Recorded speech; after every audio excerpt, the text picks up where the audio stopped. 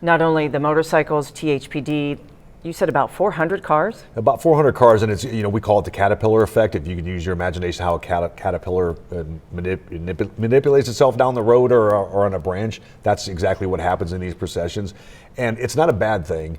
It is a little tricky, but it's actually a good thing because officers and people in the vehicles will slow down even more to look at the people that are on the side of the road and acknowledging them. So when you see a little boy or girl, 4 or 5 years old with their hand over their heart, yeah, here I go now, because I've seen them many times that you can't just keep driving like you do, because that is so much of an impact on you when you see that. So you have to recognize that.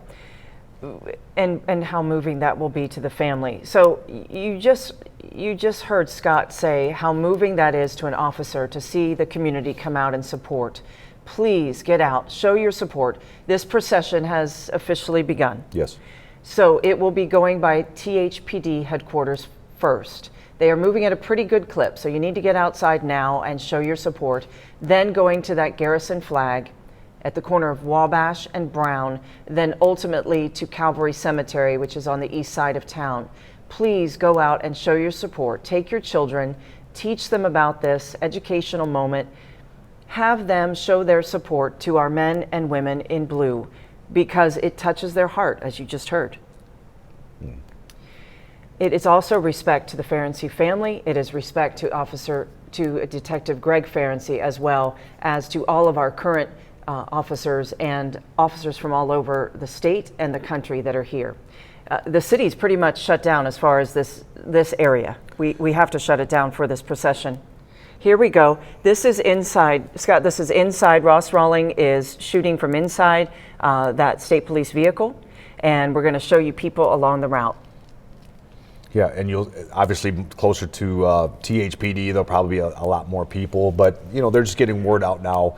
Once they hear, because you will hear some sirens, not just from the advanced party, but you'll hear some that are in charge of traffic duties, meaning they're going to be blocking those intersections. So that will draw people's attention as well. But you're seeing even more and more people the further we go. Right here, they just passed the headquarters. There is the memorial to Detective Ferency. Lots of people turning out, as you predicted, right here in front of the THPD headquarters, which is wonderful because it's showing support. Yep. They are approaching the Garrison Flag location, where Terre Haute Fire Department has set up the huge American flag.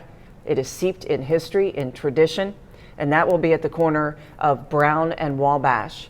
And will they stop there, or they keep going at this pace? They will keep going at this pace. I'm not sure if he's riding in an advanced vehicle or if he's actually part of the procession vehicle. It might be an advanced party vehicle is what it looks like to me. Probably because they did not stop at Terre Haute Police Department headquarters. Okay, so Ross Rawling is in an advanced vehicle, so this is moving along at a faster pace than the real procession will go. Yeah, the real procession, you'll be lucky to get between 15 and 20 miles an hour. That's the optimal that we would like to see.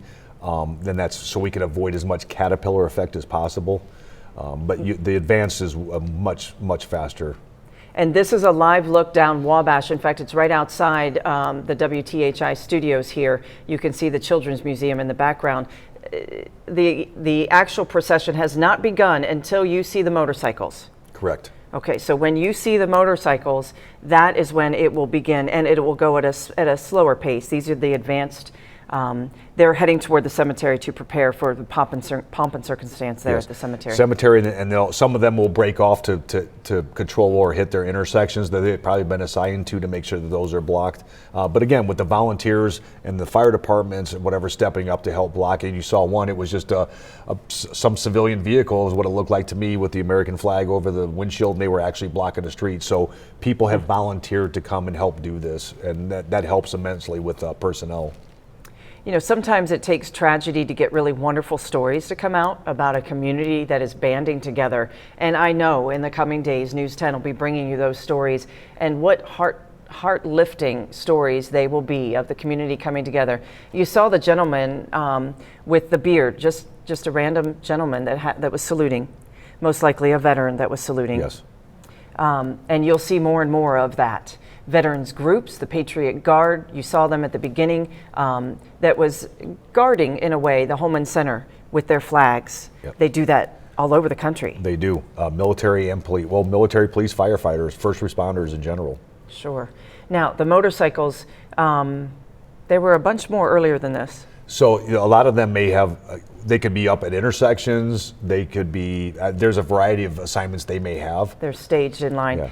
And at the very back here of our picture, you see the funeral coach. If Yes. Okay. Now, will the family be before them or after the coach? No, they will be after the coach. After the coach. Yep. All right. And then that will be the end of the procession. The coach will be the tail end? The coach, and then the family vehicles, and then friends or family, whoever the family invited to be in with that. Gotcha. And actually behind them would be, if general public is going to attend, which typically they won't because there's just so many, it's so time consuming and cramped. But if they do, they would fall in behind them. Okay. Now, Ross Rawling is getting ready trying to pass under the Garrison flag. There we go. It's a beautiful sight. As Blake Dahlia mentioned, it had to be moved just slightly because of power lines. And of course, we want to have the safety of the fire department. You see the funeral coach that is preparing to enter into the procession. And also you see motorcycles that will envelop that funeral coach that will proceed. You said this is really dangerous for the motorcyclists, correct? It is, and you see how they're positioned there. There may be some more motorcycles that would join in, but you see a minimum of 2 on each side, so 1 in the front, 1 in the rear, and each side of the coach. Now this is the Garrison flag, Scott. Ross Rawling is going underneath that. Yeah, he's in a squad car, and he's in the advanced. If he's in the advanced, absolutely. But you'll not see any other vehicles pass underneath there, other than the procession. Right, he is in the advanced procession in a squad car. The state police were kind enough to let us go in. Just a beautiful sight under that flag. It always is. Thankfully, not raining because that flag will get too heavy. Windy, but that's okay. News 10's Heather Good is outside the Terre Haute Police Department, where, as we saw just moments ago, lots of people are starting to line up. Heather, are you able to tell us what you hear and see there? Patrice and Scott, I am live outside Terre Haute Police Department headquarters. Again, this is along Wabash Avenue in downtown Terre Haute, and you can see behind me cars are already passing through this area, and people have lined the streets to see what is a very emotional moment in a service like this, and that is that final call for an officer. I'm going to step out of the way just so you can take a closer look at all the people who have gathered here and the cars that are going by, but I want to kind of describe to you a little bit more about what is going to be happening here in just a few moments. Police Code 1041 is used to signify an officer's shift has started. 1042 means end of shift and an officer is going home. Now this will be Detective Greg Ferency's last 1042. As I mentioned, this is a very emotional moment in a service like this. I think I heard Patrice say at the start of our coverage today that it gave her goosebumps just thinking about it. And I completely understand why she would say that and feel that, because there is so much emotion that goes into this. Now, 911 Vigo County Dispatch Director Vicki Oster will come over the radio to deliver that final call. And this is not the first time Oster will serve in this way. She also gave Terre Haute Police Officer Rob Pitts his final call. Now, I spoke with Oster about this part of the service. She says this final call will be just as hard as the last that she gave just 3 years ago. She told me there is no way she will get through without getting emotional, but she does hope that the family will be okay. And she told us that she is so honored to be able to serve in this way. Now, this is what you're going to hear when that radio call comes out. Oster will call for Ferency's badge number. That's 129. He will not respond. That is when Oster will announce that 129 is 1042. Again, a very emotional moment in a service like this. Of course, I'll have more on that moment and we'll let you listen in when it happens in just a few moments. Back to you guys. Thank you very much. Heather Good there at the Terre Haute Police Department headquarters. You are seeing now a live look from News 10's Ross Rawling, who is in a state police vehicle, and we are getting very close to Calvary Cemetery. Now, Ross is embedded in a vehicle that's at the beginning of the procession and not going at the same speed as the regular procession where we saw Heather Good. We are entering the cemetery and getting to the burial site. And the reason why this front team goes early is because that front team involves lots of people, bagpipers that are drum and bugle corps, all sorts of people that will have a part in all of this pomp and circumstance and this historic military funeral. Scott, are you able to tell us what we may see there at the cemetery? Yeah, so they're getting all set up now. You saw the flag, so the Patriot Guard obviously has already been out there, which usually happens anyway, way before any of this. But so all the setup is occurring. They're putting the flags back together that you saw at the formation when we brought Greg out. That's all being put together right now. The riderless horses getting putting the gear on. The bagpipers and the drums, they're getting all their instruments tuned. The bugler is practicing. The firing party is going through dry runs. So there's a lot of things that are really happening right now, and they have about maybe a 20 to 40 minute time span where they're able to get some last minute tweaks in if they need to. Sure. But everything else is pretty much like it said in the very beginning. It's organized chaos, and you saw all the cars. They all have a specific purpose, legitimate purpose, at the cemetery itself. Now, you mentioned that riderless horse with backward-facing boots. Tell us the history behind that. So that's actually way old military. It's in this case fallen officer, but it would be the fallen leader taking one last look at his or her troops. So and obviously he'd be riding off into the proverbial sunset. Yes, the backwards boots facing his troops for one last time, one last ride. And that will actually happen at the cemetery? Yes. Okay. The procession is happening right now. In the end, as Scott has mentioned, will be the funeral coach. That is waiting. You see them. It is flanked by motorcycles, several motorcycles that will ride alongside their friend, their fallen friend. That will come near the very end of the procession. That is why these motorcyclists are waiting for their turn in line, basically. Yeah, it may be quite a while. You have, upwards of probably 200 or more police vehicles. Those will all be in front of those motorcycles as well. And you said probably up to about 400 vehicles involved in total. This is the funeral procession route of the map that you're seeing all down Wabash Avenue. It has begun. It should take about 30 to 40 minutes to get everyone at Calvary Cemetery, and then it'll take a while then to get them all parked for sure. But they will stop first at the Terre Haute Police Department.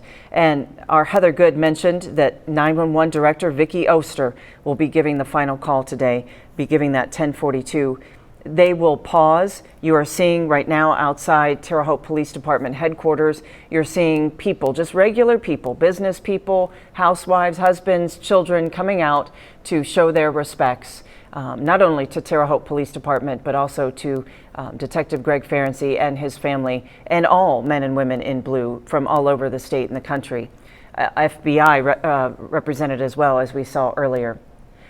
This is where that final 10:42 will take place. They will stop, but it will be the coach that stops, correct? Or will all of them stop? No, that's correct.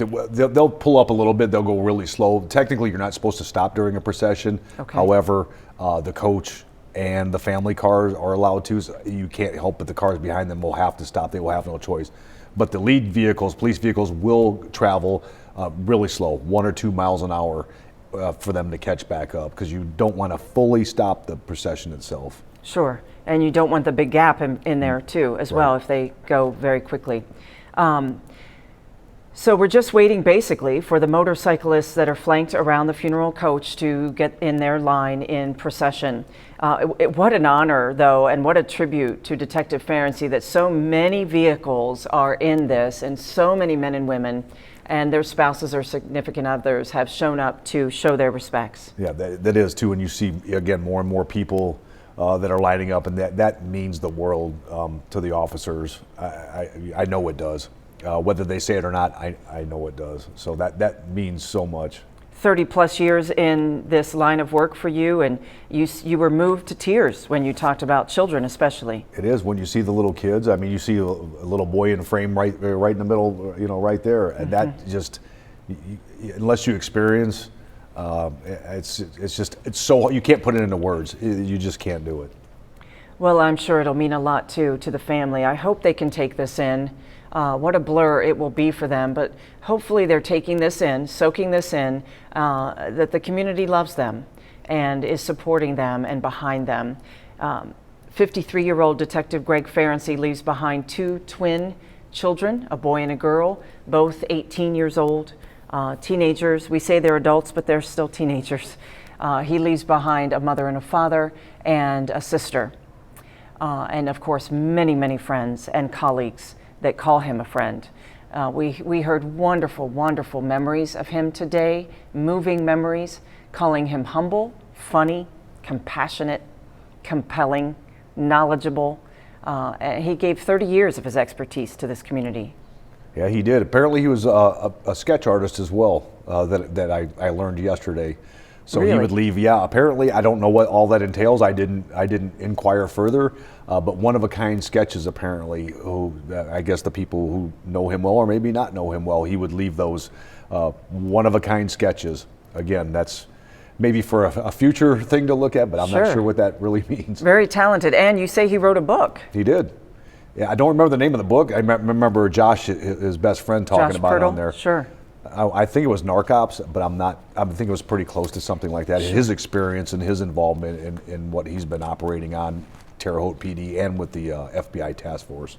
Detective Ferency worked undercover for many years, not only with Terre Haute PD, but then he also did a lot of drug enforcement work for Terre Haute PD and also the FBI. Also, I know personally, I reached out to him a number of times when I was doing stories on human trafficking. He was an expert on that. And also risk assessment. Let's talk about that, the risk assessments he did. Yeah, he did that in a lot of consulting. So whether it was active shooter or just simple building or home security, he was able to walk around a house or a business or through a house and a business and probably give some great ideas or pointers of how you could make your home or business safer. Just maybe simple things, but things that a normal person would not see. Greg obviously had a keen eye for things that maybe even beyond of an average police officer. That's why he excelled so much in what he did and his consulting and other things.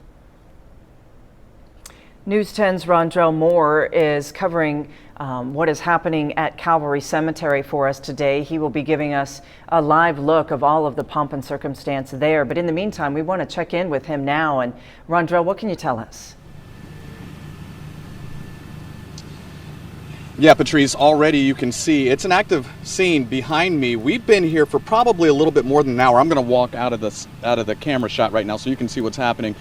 Members of Indiana State Police, also members of Terre Haute Police, they're basically, for lack of a better phrase, rehearsing what's getting ready to happen. A very ornate ceremony to say final goodbye to Detective Greg Ferency.